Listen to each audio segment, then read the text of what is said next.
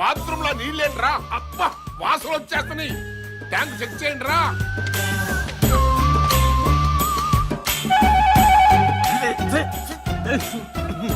అన్నా ట్యాంక్ లో drainage water ఉందన్నా?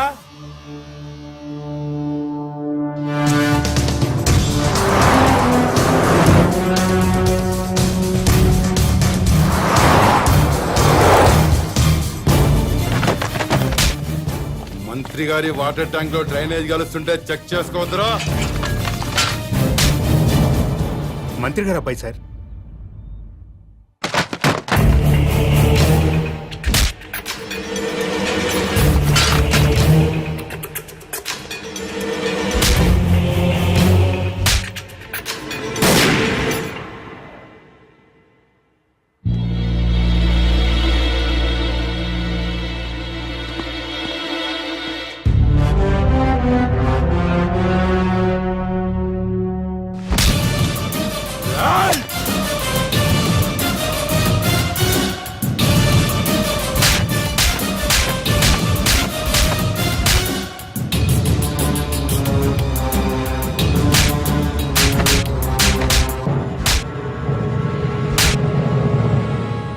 రెండు నిమిషాల్లో నీ బాబు ఇక్కడ ఉండాలి.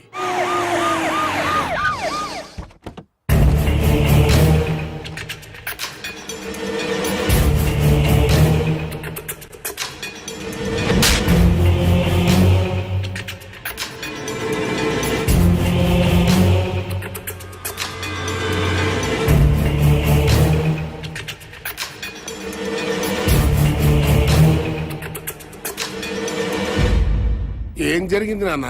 ప్రజలు తాగే మంచినీటిలో డ్రైనేజ్ వాటర్ కలిసింది. తెలిసింది. బాధపడుతున్నా, ఖండిస్తున్నా, దర్యాప్తు జరిపిస్తా, చర్యలు తీసుకుంటా. ప్రభుత్వ నిర్లక్ష్యం వల్ల పసివాడు చనిపోయాడని బాధపడుతున్నారా లేదా? ఎందుకు పన్నండి? నా సొంత బిడ్డ పోయినంత బాధగా ఉంది. నీ ఇంట్లో వాటర్ ట్యాంకులోకి డ్రైనేజ్ వాటర్ వచ్చి కలిసింది. ఆ నీళ్లు మీ ఒంటి మీద పడితేనే మీ మనుషులు ప్రభుత్వ ఉద్యోగులపై దాడి చేశారు. అవే నీళ్లు తాగి ప్రజలు చనిపోతే మీ మనుషులు ఎందుకు స్పందించలేదు? ప్రజలు బాధపడుతుంటే మీరు స్పందించలేదు, కానీ మీకు బాధ వచ్చినప్పుడు మాత్రం వెంటనే ఎందుకు స్పందించారు? తప్ప కాదా? తప్ప కాదా? తప్పే.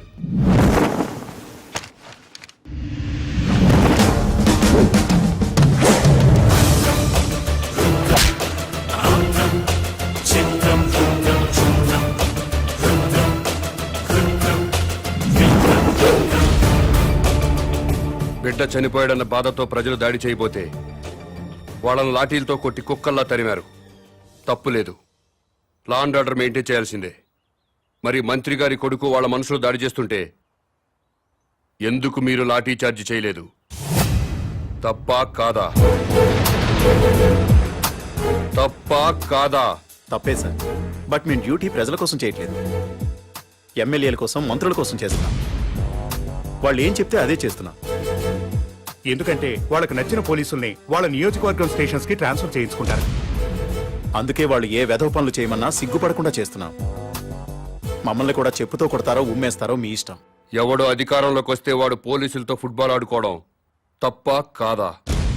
తప్పే.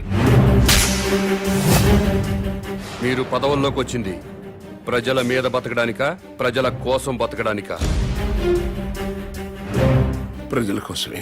అంటే ప్రజల్లా బతకాలి. అవునండి. ప్రజల్లాగా ప్రజలతోనే బతకాలనుకుంటే ప్రజలు సంతోషంగా ఉన్నప్పుడే మీరు సంతోషంగా ఉండాలి. అవునండి.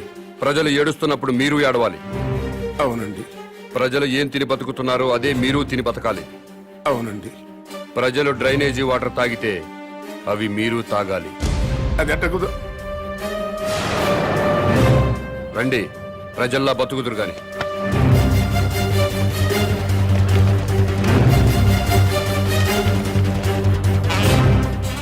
మంత్రి గారికి మంచినీళ్ళు ఇవ్వండి.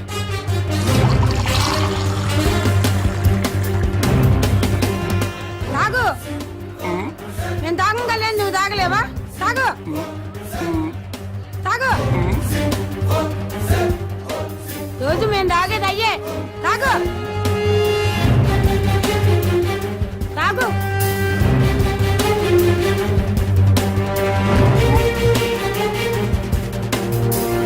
మాయ్ తాగు తాగమంటే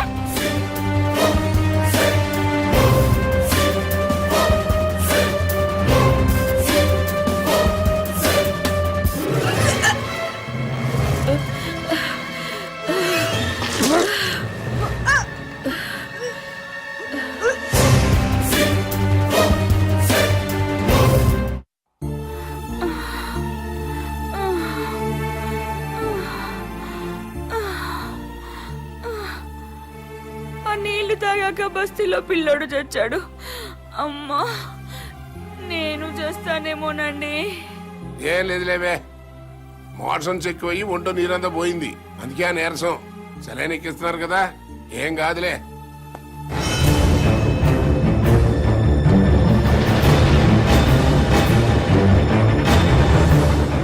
ఏంటిది ఇటు ఇళ్లలోకి తోసుకొచ్చేటివేనా? మీ ఇళ్లలోకి మేము టెస్ట్ అనుకుంటారా? ఏమనంటే ప్రెస్, మా ప్రైవేట్ జీతాలు ఉండవు. ఉండవు. ఏ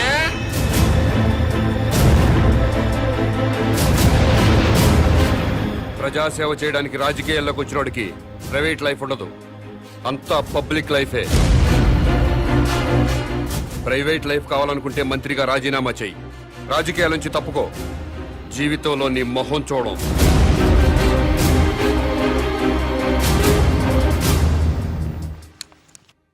రాని రాని ఆపు ఆపు ఆపు ఆపు.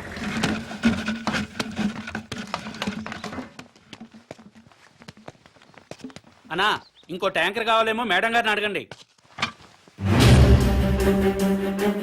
ఎవరిని మేడం గారు అంటున్నావు? మంత్రి గారి భార్యనండి. బస్తీలో మంచినీళ్లు సప్లై చేసేటప్పుడు బస్తీలో ఉన్న ఆడవాళ్లను ఇలాగే మేడం గారిని గౌరవంగా పిలుస్తావా? ఇలాగే గౌరవంగా పిలుస్తావా అని అడుగుతున్నాను. మీకే చెప్పేది, దున్నపోతలో ఉన్నారు. ఓ తోసుకురాపోతే లైన్ లో రావట్లేదా? ముందుకు వచ్చారంటే మొహం బయలుదే. అరే వెళ్ళమంటుండే. వెళ్ళు. ఏయ్, ఏం పని అదే? ట్యాంకర్ పంపించామంటే మేము మంత్రులు కాక్కర్లేదా? ప్రజల్లా బతకండి. ఆహా, అది ఎలాగో తమరే సెలవే ఉండే. బస్తీకి వెళ్ళండి, ట్యాంకర్లు వస్తాయి. అక్కడ ఉన్న ఆడవాళ్లతో పాటు మీ ఆడవాళ్ళను కూడా బిందెలతో మంచినీళ్లు పట్టుకోమని చెప్పండి.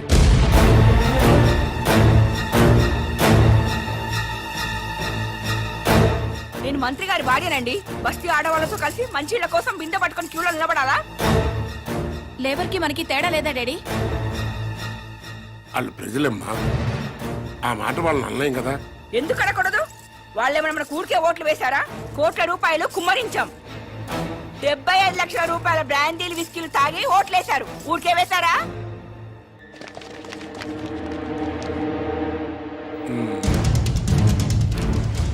ఆ మాట నాకు అనాలనే ఉంది, కానీ పబ్లిక్ లో అనలేం కదా. అంటే ఏమవుతుంది డాడీ? పదవి పోతుంది అంతేగా? పోనివ్వండి, మేం మాత్రం బిందెలు పట్టుకుని క్యూలో నుంచోం. సరే, నాకు తప్పేదే ఉంది. మీ తరఫున బిందెలు పట్టుకుని క్యూలో నేనే నించుంటా.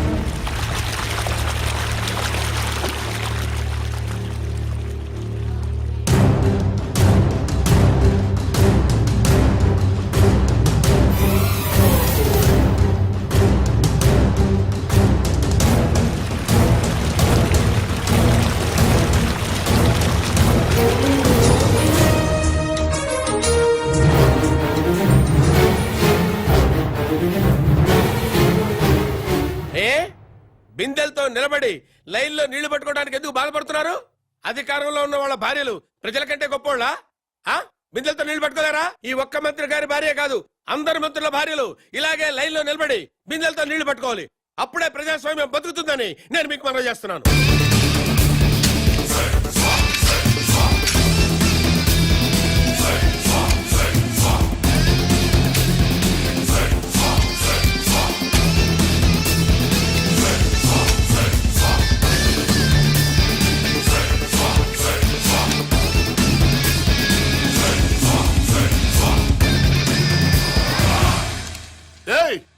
అదేంటయ్యా బాత్రూమ్లకు తాళాలేస్తున్నాయంటే?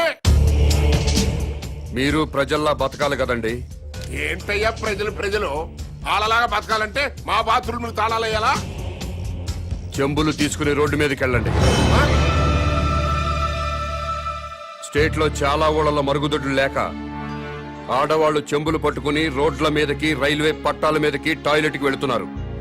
మీరు కూడా ప్రజల్లా బతుకుదాం అనుకుంటున్నారు కదా, అందుకే చెంబులు పట్టుకుని రోడ్డు మీదకి వెళ్ళాలని తాళాలు వేశాను.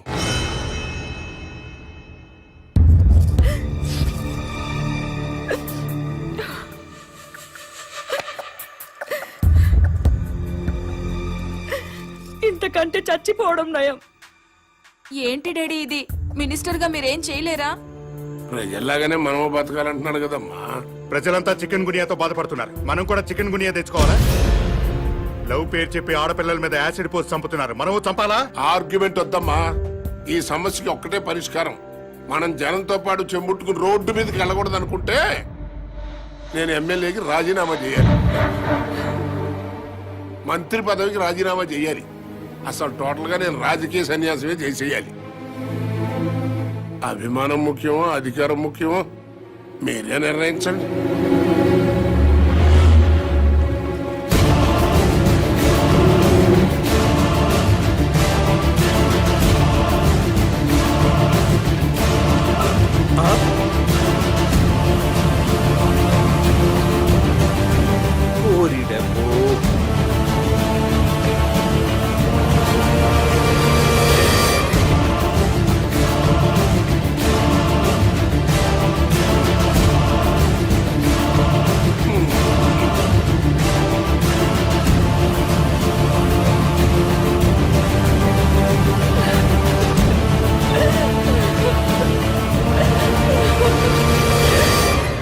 మంత్రి గారు,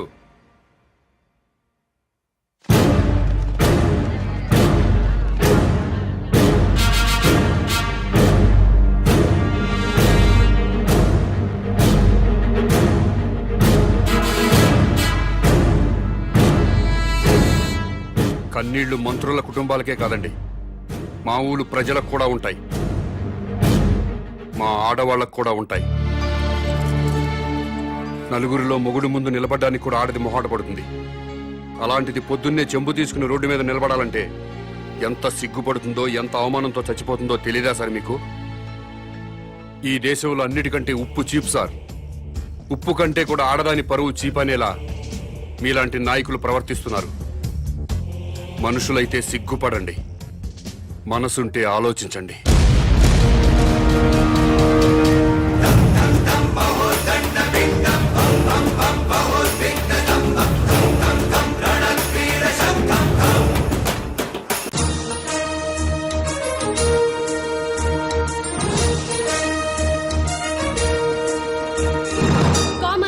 ప్రతిపక్ష నాయకుడు విరుచుకుపడ్డారు. మంత్రి గారి కుటుంబాన్ని అవమానించడం అమానుషమంటూ నిప్పులు చెరిగారు. ప్రతిపక్ష నాయకుడి మాటల్ని లైవ్ లో చూద్దాం. అవునండి, మంత్రి తప్పు చేస్తారు, మీ ఇష్టం వచ్చినట్టు ప్రవర్తిస్తారా? మంత్రి ఫ్యామిలీ ఏం పాపం చేసింది? వాళ్ళని రోడ్డు ఎక్కి అవమానిస్తారా? బాత్రూమ్లకు తాళాలేస్తారా? ఆ గవర్నమెంట్ తప్పు చేయదా? తప్పు చేసి అసెంబ్లీకి తాళాలేస్తున్నారా? సెక్రటరీ తాళాలేస్తారా? అలా మాట్లాడితే కుదరదు. కామన్ మ్యాన్ ని లైన్ లోకి వచ్చి మాట్లాడమనండి.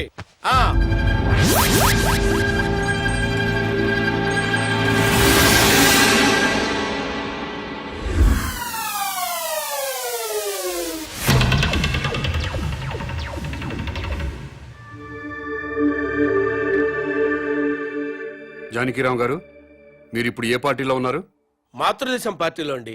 ఎలక్షన్ టైంలో ఈ పార్టీని వదిలి ఇంకో పార్టీలోకి వెళ్ళినట్టున్నారు. అవునండి. ఏ పార్టీ సార్ అది? స్టార్ పార్టీలోకి జంప్ అయ్యాను సార్. దేనికి మారారు సార్? ఆ పార్టీ అధినేతకి ప్రజాబలం ఉంది, యూత్ బలం ఉంది, కొత్త పార్టీ. పైగా నేను సీనియర్ మోస్ట్ మెంబర్ ని, మినిస్టర్ కొట్టే అవకాశం కూడా ఉంది.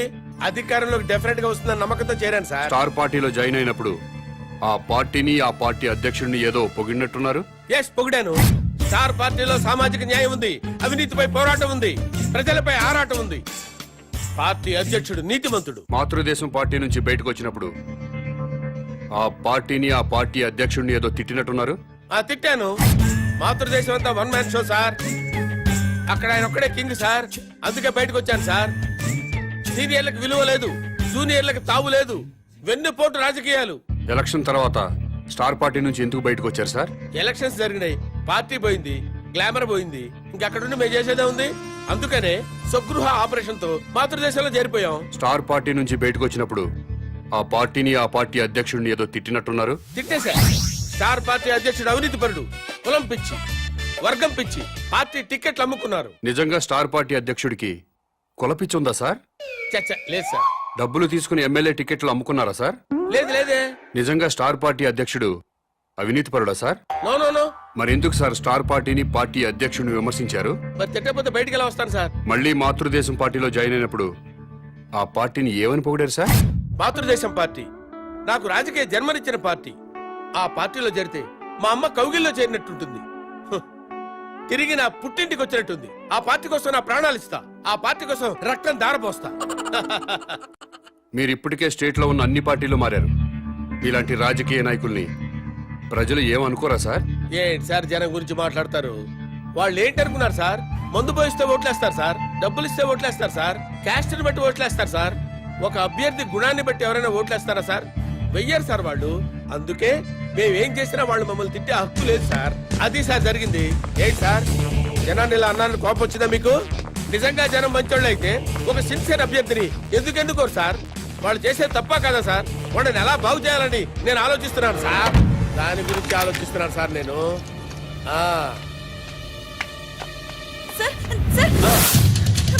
Come on.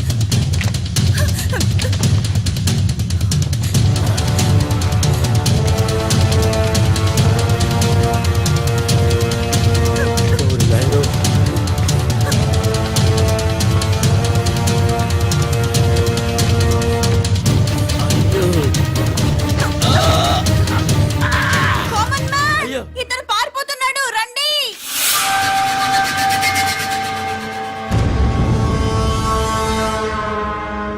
Common man kidnapper కాదా? కామన్ మ్యాన్ కిడ్నాపర్ కాదు, నా ఫ్రెండ్. ఇదంతా డ్రామా. రామానా? కామన్ మ్యాన్ ప్రతిపక్ష నాయకుడిని కిడ్నాప్ చేసిన సంగతి మనకి తెలుసు. అయినా కామన్ మ్యాన్ సిటీలో దర్జాగా తిరుగుతున్నాడు.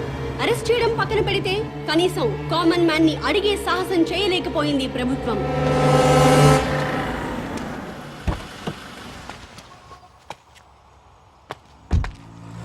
నమస్తే సార్. నమస్తే. నేను గవర్నర్ గారి పిఏనండి. గవర్నర్ గారు మీతో మాట్లాడుతూ ఉన్నారు. హలో సార్, ఒక్క నిమిషం మాట్లాడండి సార్. హలో బాబు, నువ్వు చేసే పనులన్నీ అభినందించదగ్గవే. కానీ మంత్రుల్ని కొట్టడాలు, ప్రతిపక్ష నాయకుడిని కిడ్నాప్ చేయటం చట్టవ్యతిరేక చర్య. అలా కాకుండా సొసైటీ కోసం ఏం చేయదలుచుకున్నావో, ఎందుకు చేస్తున్నావో నాకు చెప్పు. నేను నీకు సహాయం చేస్తాను. మీరు నిజాయితీ పరులు సార్. తప్పకుండా మీ మాట వింటాను. మీతో పాటు ప్రజా ప్రతినిధులందరినీ సమావేశపరచండి.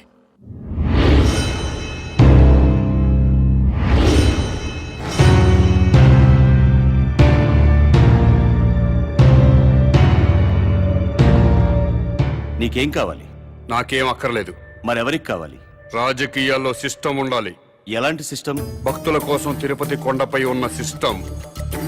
నువ్వు తాగుబోతువా తిరుగుబోతువా, రౌడీవా గోండావా అన్నది మాకు అనవసరం. తిరుపతి కొండపైకి ఎక్కాలంటే మాత్రం భక్తుడిగా మారాలి. కొండపై ఉన్నంతసేపు తాక్కూడదు, తిరగకూడదు. ఎలాంటి తప్పుడు పనులు చేయకుండా భక్తితో ఉంటూ భక్తుడిలాగా కొండ దిగిపోవాలి. కొండ దిగాక మీ ఇష్టం. ఆ సిస్టమ్ ప్రజలంతా ఫాలో అవుతున్నారు కాబట్టి తిరుమల కొండని 100 సంవత్సరాల నుంచి పవిత్రంగా ఉంచుతున్నారు. అలాంటి సిస్టమ్ రాజకీయాల్లో లేదు. రౌడీలు, గూండాలు, భూకబ్జాదారులు, ఫ్యాక్షనిస్టులు, అవినీతి పరులు రాజకీయాల్లోకి వచ్చేస్తున్నారు. రాజకీయాల్లోకి వచ్చాక కూడా గూండాల్లా ప్రవర్తిస్తున్నారు. ఫ్యాక్షనిజం వదలలేదు, భూకబ్జాలు మానలేదు, అవినీతి పనులు చేస్తూనే ఉన్నారు. దాని మూలంగా సొసైటీ మొత్తం నాశనం అయిపోయింది. డబ్బులు పెట్టుబడి పెట్టాల్సింది వ్యాపారంలో కానీ రాజకీయాల్లో కాదండి. ప్రజాసేవ చేయడానికి డబ్బులు ఖర్చు పెట్టుకుని ఓట్లు కొనాలండి? ప్రజలతో బ్రాందీలు విస్కీలు తాగించాలండి? ఎలక్షన్లో డబ్బు సారా ఖర్చు పెట్టకుండా నిజాయితీగా కేవలం ప్రజల ప్రేమతో గెలిచి ఎమ్మెల్యే అయిన వాళ్ళ పేర్లు ముచ్చటగా 3 పేర్లు చెప్పగలరా?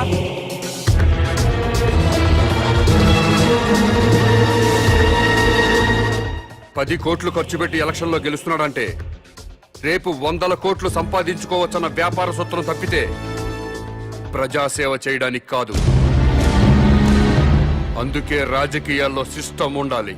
ఎలాంటి సిస్టమ్ ఉంటే రాజకీయాలు బాగుపడతాయో నువ్వే చెప్పు. ఎలక్షన్లో ఎమ్మెల్యేగాను ఎంపీగాను నిలబడ్డవాడు ఎలక్షన్ కమిషన్ ఆధ్వర్యంలో రాష్ట్ర రాజధానిలోనే ఉండాలి. నామినేషన్లు వేశాక ఓట్లు అడగడానికి ప్రజల మధ్యకి వెళ్ళడానికి వీల్లేదు. ఇంటింటికి తిరగడానికి వీల్లేదు. పాదయాత్రలు ఊరేగింపులు ఉండడానికి వీల్లేదు. మీటింగులు స్పీచులు ఇవ్వడానికి వీల్లేదు. పార్టీ జెండాలు పట్టుకుని ఏ పార్టీ కార్యకర్త ప్రచారం చేయడానికి వీల్లేదు. ఎలక్షన్లో నిలబడ్డ పార్టీల గురించి, పార్టీ అభ్యర్థుల గురించి టీవీల ద్వారా, పత్రికల ద్వారా ప్రజలకు ఎలక్షన్ కమిషనే తెలియజేయాలి. అది చూసి జనం వాళ్ళకి నచ్చిన వాళ్ళకే ఓట్లేసుకుంటారు. నచ్చది మేమన్నా చోలో పెట్టుకున్నాం కదా, జనం నాకు తెలియదా? మేము ప్రజల్లోకి వెళ్ళకపోతే మా పార్టీ సిద్ధాంతాలు ఓటర్లకు ఎలా తెలుస్తాయా? పాదయాత్రలు చేసుకుంటూ ఇల్లు తిరిగి ప్రచారాలు చేసుకోకపోతే మా పథకాలు, మా వాగ్దానాలు ప్రజల్లోకి ఎలా చొచ్చుకుపోతాయని. ఊరేగింపులు లేకుండా, మీటింగ్లు లేకుండా, కార్యకర్తలు జెండాలు పట్టుకోకుండా ఎలక్షన్ ఎలా చేస్తామండి? అసలు మేమే ఎమ్మెల్యే అభ్యర్థులమని జనానికి ఎలా తెలుస్తుంది? మీరు ఇల్లు తిరిగి ప్రచారం చేయకపోతే మీ పార్టీ సిద్ధాంతాలు ప్రజలకు తెలియవా? తెలీదు. ప్రభుత్వ ఆరోగ్యశ్రీ పథకం పెట్టింది. వైఎస్ఆర్ గారు ఇల్లు తిరిగి ప్రచారం చేశారు. ఆరోగ్యశ్రీ పథకం పెట్టామని టీవీల్లోనూ పత్రికల్లోనేగా ప్రకటించింది. ప్రజలందరికీ తెలియలేదా? ఆసుపత్రికి వచ్చి వైద్యం చేయించుకోవడం లేదా? ఎన్టీ రామారావు గారు 2 రూపాయలకే కిలో బియ్యం పథకం ప్రవేశపెట్టారు. 2 రూపాయలకే కిలో బియ్యం ఇస్తున్నామని ఇల్లు తిరిగి ప్రచారం చేశారా? పత్రికల్లోనేగా ప్రకటించారు. రాష్ట్రం మొత్తం తెలియలేదా? ప్రభుత్వ పథకాలన్నీ టీవీలు, పత్రికల ద్వారా ప్రజలకు తెలియంగా లేంది మీరే ఎలక్షన్లో నిలబడ్డ అభ్యర్థులని ప్రజలకి తెలియదా? ఆ సంగతి మీకు తెలియదా? తెలుసు. అయినా మీరు ఎలక్షన్లో జనం మీద పడతారు. ఎందుకంటే ఓట్ల కోసం డబ్బులు పంచాలి. జనానికి కులం పిచ్చి, మతం పిచ్చి ఎక్కించాలి.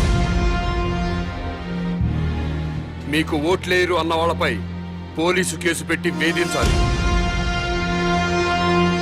హత్య రాజకీయాలు చేయాలి. ప్రాణాలు తీయకుండా ప్రజాస్వామ్యాన్ని ఎన్నాళ్ళు హత్య చేస్తారు? ఆ హత్యల్లో ఎన్నాళ్ళు ప్రజల్ని భాగస్వాములను చేస్తారు? నోటి మాటతో వేయాల్సిన ఓటుకి 1000 కోట్లు ఎందుకు ఖర్చు పెడుతున్నారు? గెలిచాక మళ్ళీ 1000 కోట్లు ఎందుకు సంపాదిస్తున్నారు? ఈ మోసం జరగకుండా ఉండాలంటే నేను చెప్పిన సిస్టం పెట్టి తీరాల్సిందే. భారతదేశం బాగుపడాల్సిందే. లేదా ప్రతిపక్ష లీడర్ కిడ్నాప్ అయినట్టు ముఖ్యమంత్రి కిడ్నాప్ అవుతాడు.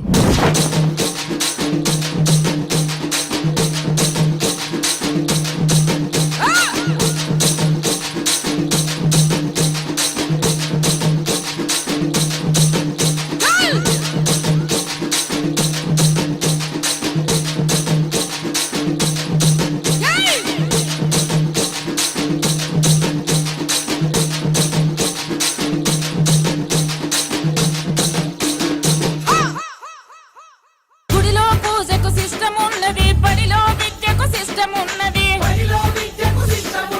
చెట్టుకు చేనుకు సిస్టమ్ ఉన్నది, సృష్టిలోనే ఒక సిస్టమ్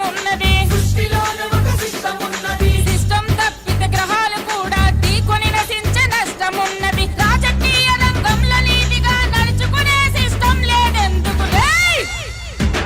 ఈ పగటి దొంగలకు ముస్తాబాద్, పదవి దొంగలకు ముస్తాబాద్. ఇలాంటి దోపిడి దొంగల బట్టి పబ్లిక్ లో నా చప్పటు కొట్టే కామన్ మ్యాన్ కు జిందాబాద్, కమిట్మెంట్ కు జిందాబాద్, నల్ల టోపీకి జిందాబాద్, ఎర్ర కళ్ళకు జిందాబాద్, జిందాబాద్ జిందాబాద్, కామన్ మ్యాన్ కు జిందాబాద్, ఆమ్ ఆద్మీ కో జిందాబాద్. ముఖ్యమంత్రి గారి భార్య ఆరోగ్యం మరింత క్షీణించిందని ఆసుపత్రి వర్గాలు తెలియజేశాయి. ఆక్సిజన్ తో ఊపిరి తీసుకుంటున్న ముఖ్యమంత్రి సతీమణి కోమాలోకి వెళ్లే ప్రమాదం ఉందని డాక్టర్లు చెప్తున్నారు.